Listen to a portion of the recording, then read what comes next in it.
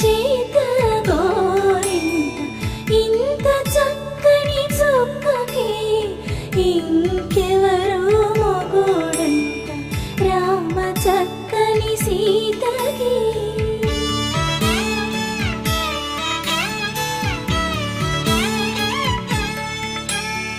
పుడతవి పునవేలు విడిచిన పుడమియల్లుడు రాముడే